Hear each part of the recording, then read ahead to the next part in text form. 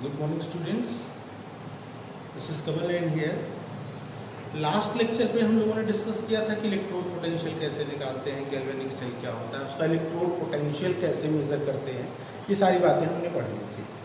फिर मैं एक छोटा सा पॉइंट आपको रिवाइज कराऊंगा कि किसी गैल्वेनिक सेल में दो हाफ होते हैं, एक को हम लोग ऑक्सीडेशन हाफ बोलते हैं, एक को हम लोग रिडक्शन हाफ बोलते हैं। ठीक है, तो अगर किसी सेल का स्टैंडर्ड इस तरीके से, मान लीजिए मैंने यहाँ पे क्या लगाया हुआ था,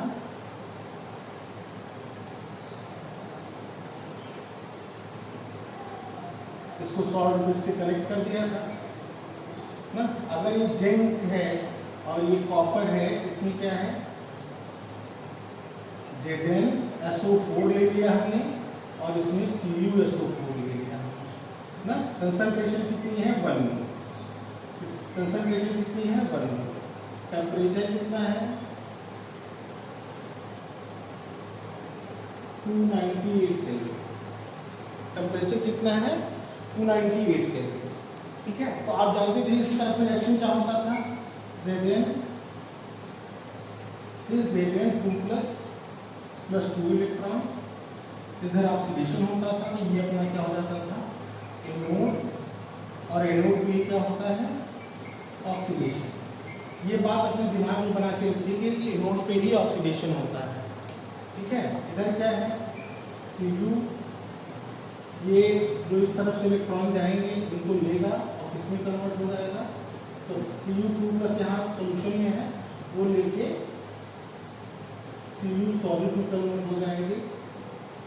ये आपका कैथोड पे रिएक्शन होता है। मैंने आपको बताया था कि इसका इलेक्ट्रोड पोटेंशियल मुझे लिखना होगा ऑक्सीडेशन के टर्म में ना। तो स्टैंडर्ड इलेक्ट्रोड पोटेंशियल इसका क्या होगा, Zn2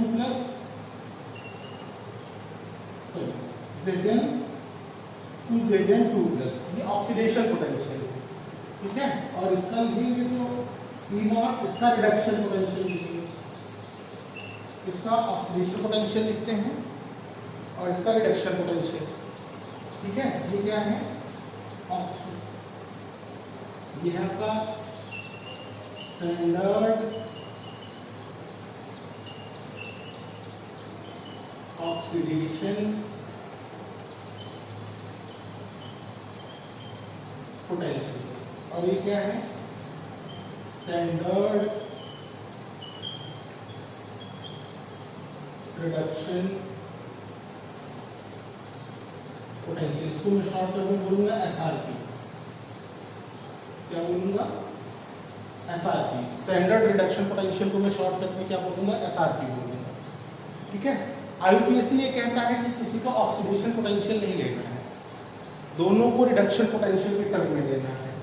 तो जब इसको मैं रिडक्शन पोटेंशियल के टर्म में करूंगा तो ऑक्सीडेशन है यहाँ पे Zn से Zn2 जब इसको मैं रिडक्शन पोटेंशियल में चेंज करूंगा तो मैं इसको राइट क्या करूंगा E0 माइनस क्या माइनस Zn2 से Zn। ये देखिए ये क्या हो रहा है, पॉजिटिव चार्ज घट रहे हैं, इसका मतलब इसने इलेक्ट्रॉन लिया होगा, इसका रिडक्शन हो रहा है। जब भी हम करेंगे तो इसको क्या करेंगे, जब भी हम करेंगे इसको क्या करेंगे निगेटिव। अगर ऑक्सीडेशन पोटेंशियल है, देखिए यहाँ से यहाँ क्या हो रहा था ऑक्सीडेशन हो रहा था।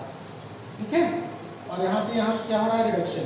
तो ऑक्सीडेशन पोटेंशियल को भी रिडक्शन पोटेंशियल के टर्म में लेंगे तो ई से क्या बनता है आपका E0 से E reduction minus E oxidation. यहाँ पे लिखते तो हम है ऑक्सीडेशन, लेकिन उस ऑक्सीडेशन को किसके फॉर्म में लिखते हैं, स्टैंडर्ड रिडक्शन पोटेंशियल के टर्म में लिखते हैं। इसलिए यहाँ पे प्लस लगता था, इसलिए माइनस आ गया। ये चीज़ हम आपको पहले बता चुके हैं। एक क्वेश्चन आया हुआ था कि सर ये यहाँ पे जो ये एनोड है, ये कौन सा हाफ है एनोड, ये निगेटिवली चार्ज क्यों होता है। निगेटिवली चार्ज इसलिए होता है कि जिंक के आयन जब इसमें डिजॉल्व होते हैं तो इसके ऊपर इलेक्ट्रॉन छोड़ते हैं। क्या छोड़ते हैं, इस इलेक्ट्रोड के ऊपर इलेक्ट्रॉन छोड़ते हैं, और इलेक्ट्रॉन की कंसंट्रेशन जहाँ ज़्यादा है उसका भी क्या बोलेंगे हम लोग, नेगेटिव और हम लोगों ने ये भी पढ़ा है कि जिधर से इलेक्ट्रॉन फ्लो होता है वो नेगेटिव टर्मिनल होता है और जिधर से करंट फ्लो होता है वो पॉजिटिव टर्मिनल होता है। इतनी बात क्लियर है। हमें डिस्कस करना है आज आपसे इलेक्ट्रोकेमिकल सीरीज। हमें क्या डिस्कस करना है? इलेक्ट्रोकेमिकल सीरीज डिस्कस करना है आपसे। आइए देखते हैं।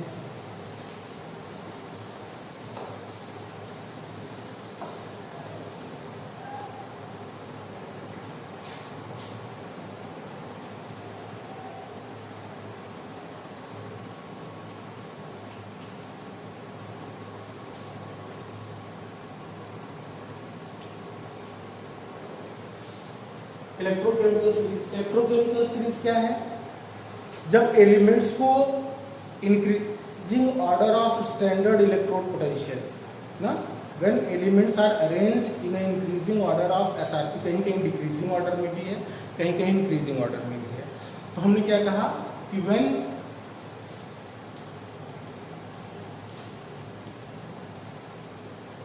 एलिमेंट्स are arranged in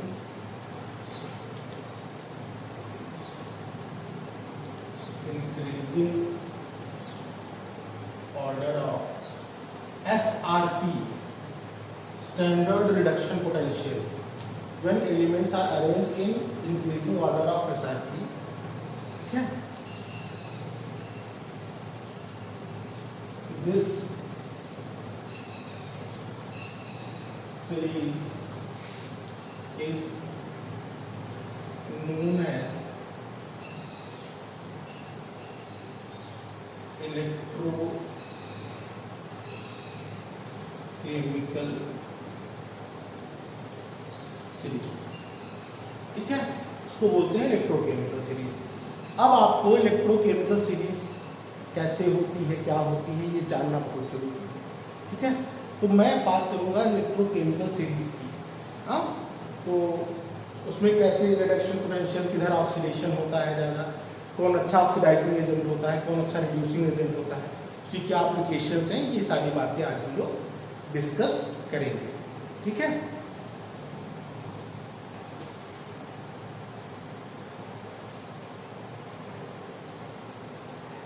चलिए आइए। तो ये सीरीज किसमें लिखी जाती है? स्टैंडर्ड रिडक्शन पोटेंशियल के टर्म में। तो लिथियम से हम स्टार्ट करते हैं। तो लिथियम प्लस एक इलेक्ट्रॉन लिया इसने, क्या बना दिया? Li। इसका जो इलेक्ट्रोड पोटेंशियल है, इस Li का जो इलेक्ट्रोड पोटेंशियल है, लिखते कैसे हैं? Li plus 2 Li। ये कितना होता है? Minus 3.05 volt. ठीक है, ऐसे ही आते हैं। इसके बीच में और एलिमेंट हैं, हम आ रहे हैं, हम कुछ ही एलिमेंट्स का लिखेंगे, हम सारे एलिमेंट्स का नहीं लिखेंगे, कुछ एलिमेंट्स का लिखेंगे। Na प्लस इलेक्ट्रॉन क्या बना? Na E not, Na plus से Na माइनस 2.71 वोल्ट। देखिए क्या हो रहा है? Increasing order. ये माइनस 3.05 स्मॉलर है, इससे ये बड़ा है। हम साइन के टर्म में चल रहे हैं, हाँ, तो याद रखिएगा। ठीक, आगे आते हैं। इसके बीच में और एलिमेंट है, हम आते हैं Fe2 प्लस से 2 इलेक्ट्रॉन लिया इसने, क्या बना दिया? Fe बना दिया E not, Fe2 plus Fe कितना होगा? इसका होता है माइनस 0.44 वोल्ट। ठीक है, अब आते हैं हाइड्रोजन। ये सीरीज किसके रिस्पेक्ट में तैयार की गई है? ये सीरीज जो तैयार की गई है वो हाइड्रोजन को रेफरेंस इलेक्ट्रोड मान के। हाइड्रोजन का जीरो, हाइड्रोजन का जो स्टैंडर्ड रिडक्शन पोटेंशियल एसआरपी है वो जीरो, उसके टर्म में लिथियम का कितना नेगेटिव है? माइनस 0.35। सोडियम का कितना है? माइनस 2.71। आयरन का कितना है? माइनस 0.44। तो H प्लस एक इलेक्ट्रॉन लिया, इसको आ जाएगा E नॉट, H प्लस इसका कितना होगा? 0.0 0 वोल्ट। ये आपका रेफरेंस है। अब मैं कुछ और लेता हूँ, आइए Cu2 प्लस से 2 इलेक्ट्रॉन लिया हमने, क्या बनेगा Cu सॉलिड, इसका ई नॉट वैल्यू जो होगा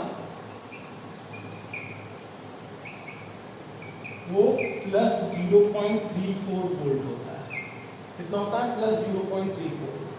इसी तरीके से अगर मैं सिल्वर कंसीडर करता हूँ Ag प्लस 2 इलेक्ट्रॉन, इसके बीच में और एलिमेंट्स है, मैं कुछ ही को डिस्कस कर रहा हूँ, ठीक है, इसी से अपना काम हो जाएगा। ई नॉट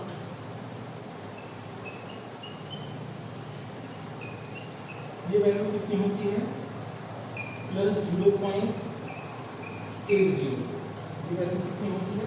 अब एक मैं नॉन मेटल लेता हूँ, फ्लोरीन,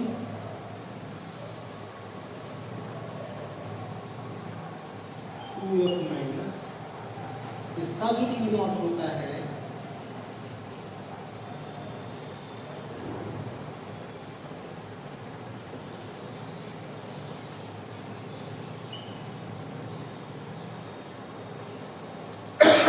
वो होता है प्लस 2 पॉइंट समथिंग 2.87। कितना होता है? प्लस 2.87। अब आइए से हम समझते हैं इससे क्या क्या चीजें हो सकती हैं, ठीक है। जिसकी वैल्यू मोर नेगेटिव है, ठीक है, जिसकी वैल्यू मोर नेगेटिव है, इसका मतलब उसको इलेक्ट्रॉन लेने में क्या है?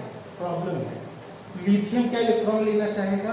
नहीं, मतलब उसको रिड्यूस्ड होने में, जिसकी वैल्यू जितनी ज़्यादा नेगेटिव है उसको रिड्यूस होने में उतनी ज़्यादा प्रॉब्लम होगी, हाँ।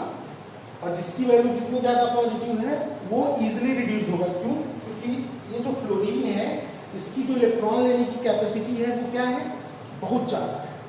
फ्लोरीन की जो इलेक्ट्रॉन लेने की, इलेक्ट्रॉन को गेन करने की कैपेसिटी है, बहुत तेजी से इलेक्ट्रॉन को वो ले लेता है, इसलिए इसका स्टैंडर्ड रिडक्शन पोटेंशियल पॉजिटिव है। मतलब ये खुद तो क्या हो रहा है? रिड्यूस। क्या हो रहा है? खुद रिड्यूस हो रहा है। ये क्या है? जिसका जितना ज़्यादा नेगेटिव है उसका ऑक्सीडेशन, वो ऑक्सीडेशन को फेवर करता है, और जिसका जितना ज़्यादा पॉजिटिव होता है वो रिडक्शन को फेवर करता है। हम लोग ये कहते हैं कि ऊपर से नीचे जब जाएंगे तो क्या बढ़ेगा? हाँ, रिड्यूसिंग नेचर बढ़ेगा। हाँ सॉरी, ऊपर से नीचे जाएंगे तो रिडक्शन की जो टेंडेंसी है वो बढ़ेगी, ठीक है। क्या बढ़ेगी? रिडक्शन की टेंडेंसी तो बढ़ेगी, ठीक है, लेकिन दूसरे को ऑक्सीडाइज करेगा। अगर ये रिड्यूस हो रहा है, जितनी आसानी से इलेक्ट्रॉन लेगा उतना ही इजीली दूसरे को क्या करेगा? ऑक्सीडाइज करेगा। तो नीचे जाने पे क्या होता है? ऑक्सीडाइजिंग प्रॉपर्टीज बढ़ती हैं। जो ऑक्सीडाइजिंग नेचर होता है दूसरे को ऑक्सीडाइज करने का, ऑक्सीडाइजिंग एजेंट का जो नेचर होता है वो इंक्रीज करता है, ठीक है। और ऊपर जाने पर रिड्यूस, मतलब ये इजीली रिड्यूस कराएगा और ये क्या कराएगा? इजीली ऑक्सीडाइज कराएगा। इतनी बात आप सोचिए, फिर हम इसके आगे एक पॉइंट और डिस्कस करेंगे आपसे। आइए, तो इधर से जब इधर जाएंगे तो क्या होगा? ये आपका है इंक्रीजिंग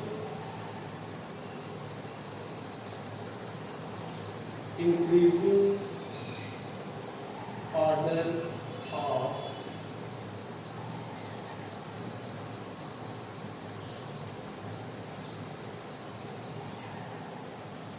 ऑक्सीडाइजिंग एजेंट। इधर ऑक्सीडाइजिंग एजेंट और इधर क्या होगा?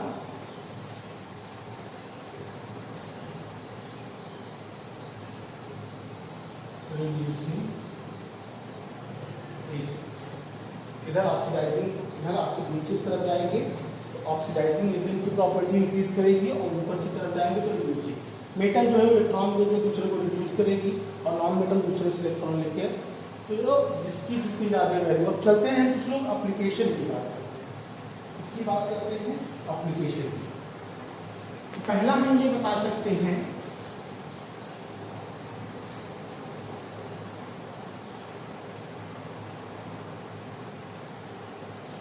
पहला, ठीक है। आइए मैं कहता हूं कि लोअर वैल्यू का मतलब मोर नेगेटिव, लोअर वैल्यू का मतलब मोर नेगेटिव, जिसकी वैल्यू मोर नेगेटिव है। जैसे ई नॉट एल आई प्लस से एल आई कितना है -3.05 वोल्ट, ये है। ये क्या होगा, पहला गुड, ये इलेक्ट्रॉन देगा तो ये क्या होगा, गुड रिड्यूसिंग एजेंट। दूसरा पॉइंट,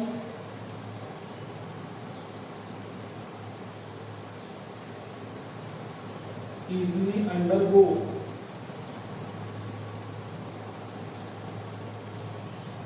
undergo ऑक्सीडेशन। हाँ, ऑक्सीडेशन में जाएगा कि नहीं, easily undergo ऑक्सीडेशन। और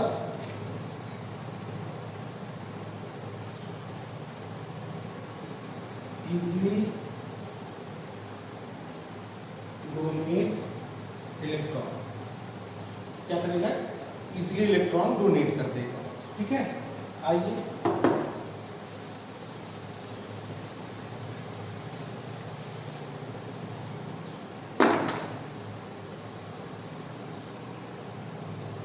दूसरा point,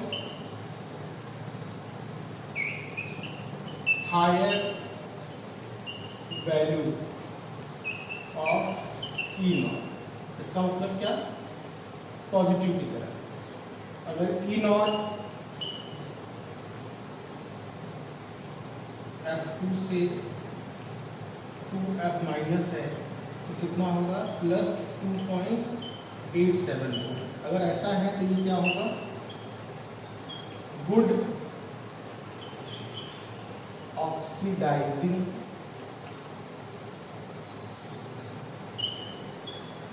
agent.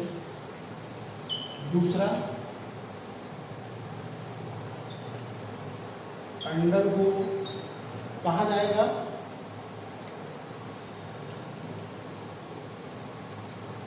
Undergo reduction.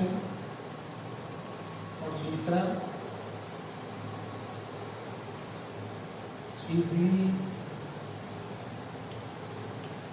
Easily gain electron.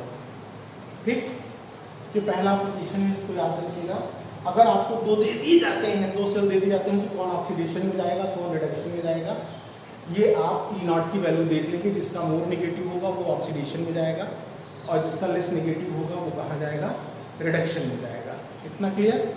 आइए आगे चलते हैं, इसको इरेज कर लें। आइए देखते हैं कि to compare the relative activity of metal. अगर आपको दो मेटल दी है तो उनका आप एसआरपी मतलब समझ रहे, स्टैंडर्ड रिडक्शन पोटेंशियल, एसआरपी की देख के आप बता सकते हैं कि कौन रिएक्टिव है। वो दूसरे वाले को सोल्यूशन से निकालने के लिए जैसे आप करते थे, कॉपर सल्फेट में जिंक की रॉड रख देते थे, तो कॉपर क्या होता था, बाहर का जिंक डिजॉल्व होकर जिंक सल्फेट बना लेता था। ये सब कैसे करते हैं, मैं ये कहता हूँ, मेरे पास दो मेटल्स हैं, ई नॉट एल आई प्लस से एल आई -3.05 वोल्ट, और ई नॉट एन ए प्लस से एन ए, इसका -2.71 वोल्ट। ये दो हैं, इन दोनों में से ज़्यादा रिएक्टिव कौन होगा, किसकी एसआरपी मोर नेगेटिव है, तो लिथियम की एसआरपी मोर नेगेटिव है, तो ये क्या होगा, रिएक्टिव, मोर रिएक्टिव होगा।